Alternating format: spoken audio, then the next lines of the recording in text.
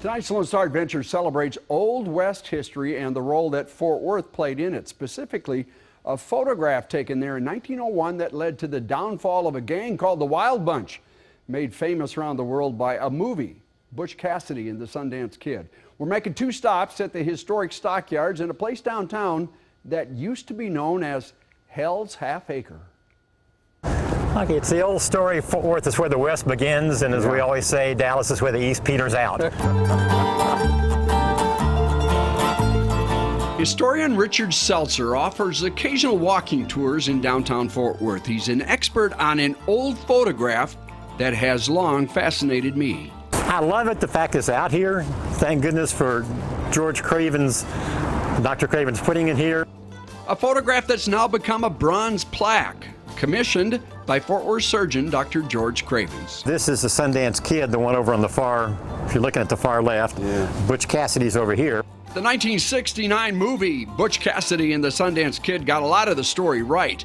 The outlaw gang on the run holed up in a notorious place called Hell's Half Acre, Fort Worth's red light district. They posed for a photograph that became their downfall when a local police officer spotted it and recognized one of the gang members. Before this, they never had photographs, pictures of the men who were members of the gang. Others were eventually caught or killed. Butch and Sundance didn't really get away. Well, they got to South America, but they died down there. Whenever tourist groups come here, people want to be shown where Butch and Sundance walked. Right here, where the convention center is now, is where Hell's Half Acre would have been up until about World War I. Hell's Half Acre was torn down in the 1960s. It's long gone. All that remains is a plaque. What remains of the era is a few miles north, the historic Fort Worth Stockyards, gateway to the Chisholm Trail, where twice a day Longhorns are still driven down the street.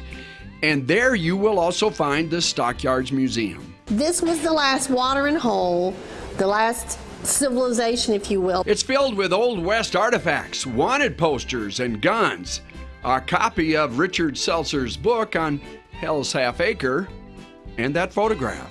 Outlaws hung out at Hell's Half Acre. Fort Worth was a really good spot for them to hang out because there wasn't much law and order in what we now call Hell's Half Acre. The photograph, the story of Butch and Sundance coming to Fort Worth, is one of the iconic images of Fort Worth, and they were here only for a few weeks. They came in the fall of 1901, probably about November. They were on the run from a bank robbery up in Utah. They went to get the photograph taken. The photograph was discovered. They skipped town to scatter, and that's the only time they were here. It's our Western heritage, our Western image. People come to Fort Worth, they want to see the West. That's why they go to the stockyard, and that's where they can actually see what the West looked like back in this day and age.